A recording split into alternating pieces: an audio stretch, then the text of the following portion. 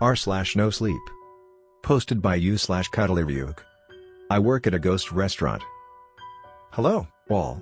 Somewhere between the end of my last shift and me waking up this morning, I found the moxie to post on here about the things that have been going on at my job. No, there is no bad experience that I am hiding for the end. Those experiences will be their own separate posts. All I want is for some rational answers to why on earth any of this is possible.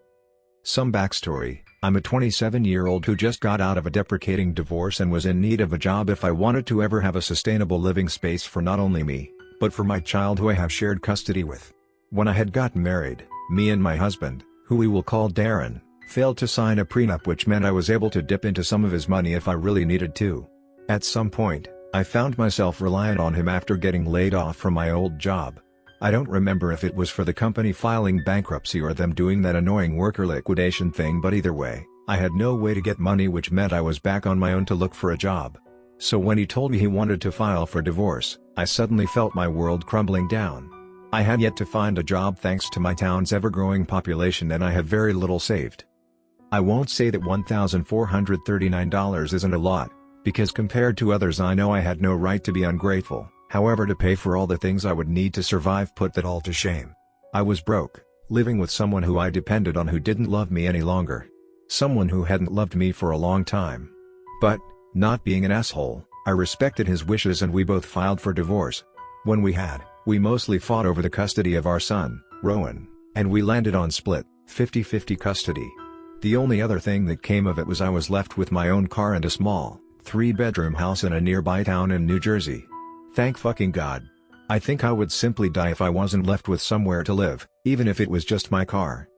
When I had officially moved out of our shared house, I knew that the first moment of peace I got would be spent looking for a job and doing everything it took before I found one that could keep me afloat for the time being while I find a permanent job that could skyrocket me back onto my feet. About a week into my new life, I was scrolling through the local newsletter for my town and found out that a diner not too far from where I was living was hiring. Perfect.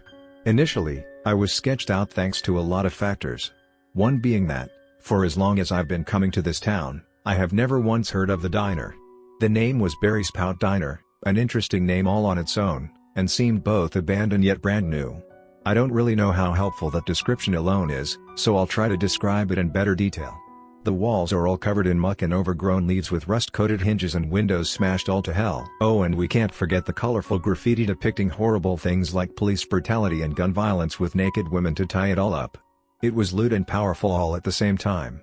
When I describe it as being new, I mean that it seems like it was just placed there, contradicting my description above. Had I just been blind? Was this building always here? But in spite of those worries, I went onto the website listed in the blurb and sent in my application. It was mostly normal, me briefly explaining why I want the job and my gratitude for if I am even considered for the position. After long, restless months of waiting for the divorce to finalize, moving away from what I thought would be a permanent home, and now looking for a job, I could relax my muscles just a little and hope that I wouldn't be left to my own devices again. It was a couple weeks before I heard from the diner, which left me begging for some money from my parents, who I have been mostly financially independent from since I was 16. Thankfully they felt pitiful enough to give me enough to pay for groceries and some bills I had yet to pay. When I checked the mail one morning and saw an envelope from the place, I felt a surge of joy go through my body. I was finally able to get my life back together.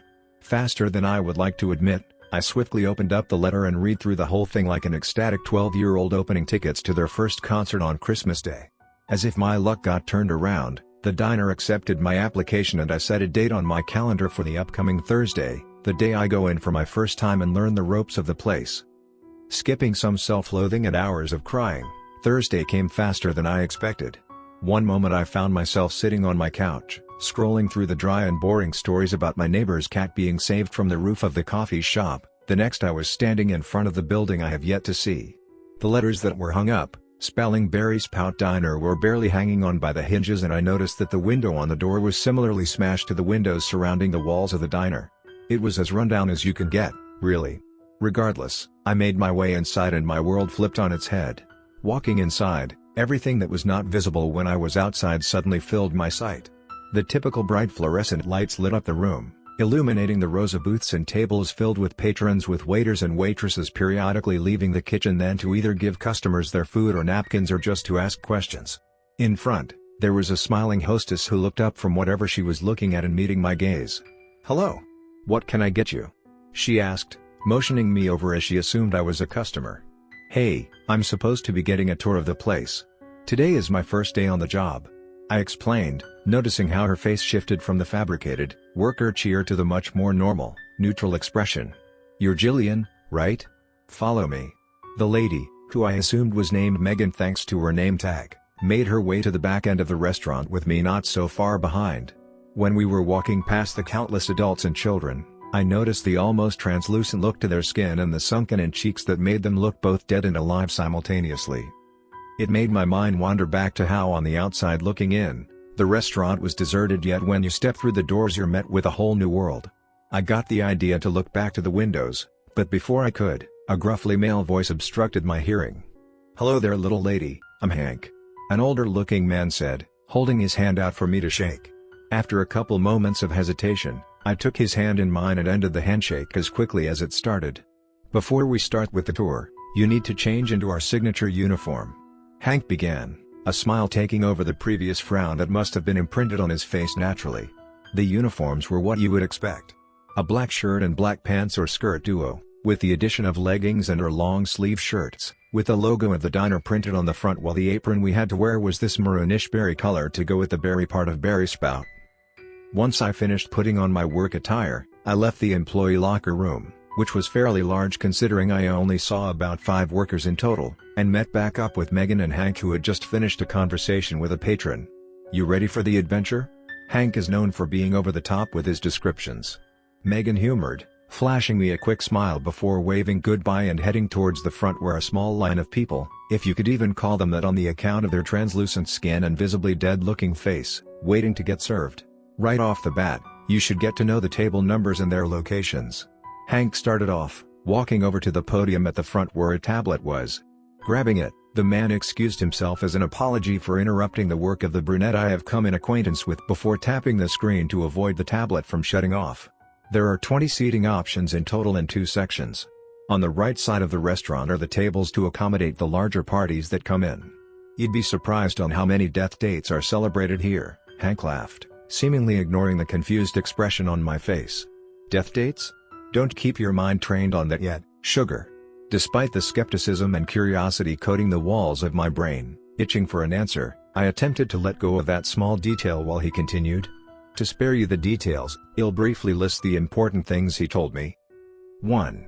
The large side of the diner was only to be used for small groups if the left side of the restaurant was full. 2. The kitchen is a dangerous place, so I should never go back there to talk for too long. 3. No lollygagging until it is around closing time. Efficiency is not achieved from horsing around. 4. I would switch shifts with Megan halfway through our shifts, meaning I would have to get used to both being a hostess and a waitress, which is not anything I was ready for. 5. If I have any issues with the customers, speak to management rather than lash out and risk losing my job. 6. Never use the back door unless instructed to. 7. Never talk about your job in too much detail outside of your shifts. The last 2 rules were strange in their own right, but Hank again reassured me that those weren't 2 that I would need to try and justify nor worry about too much. However, the most important detail was told to me at the very end. After visiting every area in the diner and wrapping around to the employee locker room, the chirpy man who has been guiding me for the past hour suddenly had a serious look on his face. Before, Hank only wore a soft smile and cracked occasional jokes to keep the mood light and airy. In the current moment, his eyes were glossed over with a look of solemnity and stood up straight. Whatever he was going to say next was the most crucial thing I would hear all night. "One thing you should be made aware of might sound shocking, but I swear on my mother's grave that I am telling the truth. I hated when people did this," the starter-off sentence that filled you with enough suspense to make you think you were about to explode. It kept you on your toes for no reason other than entertainment. Our diner is, well, special. I don't know if you picked up on it yet, but the patrons we serve here aren't actual people. Not anymore, anyhow. Berry Spout prides itself in being a ghost diner, allowing whatever ghost roaming our town to come and sit down for a meal. Hank calmly explained, his arms crossed like he was my father listening to me make up an excuse when I was a kid. For what felt like hours, I remained silent. It was a mix of shock and me trying to rationalize what I had heard. But no reason I came up with was good enough. Ghosts? The question came out in a weak, near whisper, which in hindsight was a bit embarrassing. How would anyone react to that news? News that I would be serving the dead. Hank, however, looked as though he understood my shock and slowly continued. Barry's Pout is a ghost diner. Ever since our start in 1923, the dead has come here to look for a comfortable place to sit and eat. The underworld, from what I have heard from making conversation, is quite boring. It's a dark void where all you can see is specific buildings and the other ghosts. The only thing I cannot provide to you is how we have the ability to serve ghouls. That is something no one has ever figured out. I was hung on this for days after I initially heard it. It didn't help that I was thinking about it while at work, serving people who have long since passed. I felt sick during these moments of thoughts, especially when I comprehended the ghost children who came and went with their families. It was depressing and bleak to see infants and toddlers, happily ordering chicken tenders or mac and cheese like they would if they were still alive. I even tried coming up with answers on my own with the occasional help of Megan, Hank, Tyler, Jackson, and Olivia. So far none of them seem credible. But I'll list them anyway in case someone could try and explain it to us better. Our first and only working theory is plain magic. Yeah, it seems silly, like Harry Potter type shit, but what else could we think? I mean, whenever we walk out of the doors, everything is normal. The diner was run down and abandoned on the outside, while when you stepped in, it was all perfectly neat and new with no indication of abandonment. Tyler even came up with his own little backstory about how in the 1920s there was an evil scientist who wanted to offer his mom and little sister another meal after they passed, and through an explosive chemistry experience, he ripped this hole into the fabric of space and time. Eventually, that hole took the shape of a diner. Now it doesn't make sense, we know, but that is why I confided in you all. I am hoping that someone could offer a logical answer, especially now that we've been getting demons in the restaurant. They are so rude and creepy. They bite at our arms and have tried to kill us in a plethora of ways. I was sent to the hospital because of one of them on an occasion. So I guess I lied in the beginning about no bad experience. But seriously, how is this ghost diner even possible?